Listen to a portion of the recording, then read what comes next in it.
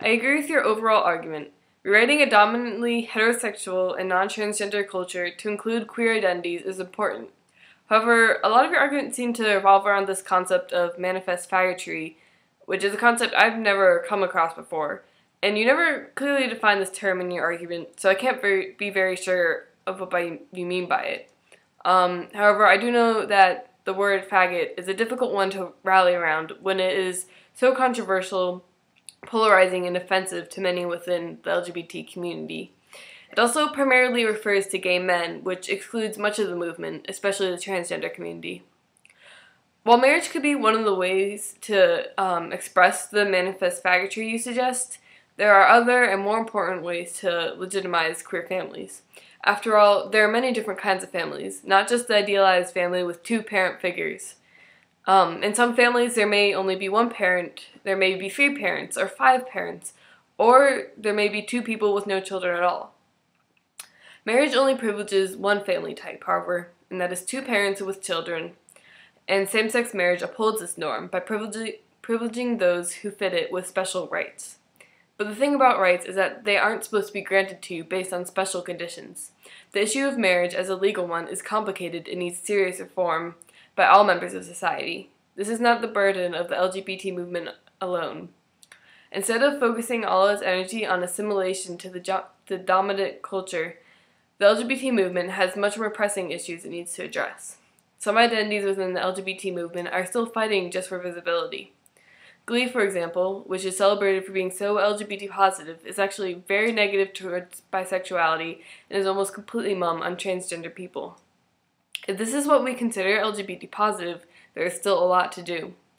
There are almost no positive portrayals of transgender people in the media, and very few of bisexual people, not to mention 0 portrayals of identities such as asexual, pansexual, and others. Creating a safe space within society in which queer identities are represented is certainly a more pressing issue for the LGBT movement than assimilating to a heteronormative social structure that works on the basis of limiting rights rather than guaranteeing them. In order to create this safe space, the LGBT movement ought to focus on non-discrimination policies and anti-bullying. Many states do not legally protect gender identity or sexual orientation in regards to job discrimination and hate crimes. Furthermore, bullying takes the lives of many youths who are queer or perceived as queer.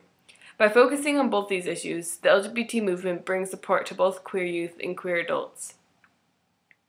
A study of over 6,000 transgender and gender nonconforming people by the National Gay and Lesbian Task Force showed that 1 in 5 transgender and gender nonconforming individuals had been refused medical care. 28% reported harassment in medical settings, and 41% reported attempting suicide, compared with 1.6% of the general population. That is a staggering number. In schools, 65% of LGBT students report being harassed because of their identity, and it's estimated that students hear 25 anti-LGBT slurs a day, and even more disheartening is that teachers fail to respond to these 97% of the time. A feeling of personal safety is a human right, and a very basic right. LGBT people should feel safe and not have to fear for their futures. Once the futures of LGBT people are secure, the movement can begin to move on to secondary issues. Marriage is a secondary issue. Marriage is not necessary in our society, but an environment in which one feels safe is. A source of income is also necessary, and one should not be fearful that one will be unable to find a job simply because of one's sexual orientation or gender identity. As of right now, that is a reality for thousands of Americans, if not more. This is a dangerous climate that oppresses LGBT Americans who need to know that they are whole, worthwhile human beings. The LGBT movement needs to respond to these issues directly and focus on protecting those within the community as a top priority.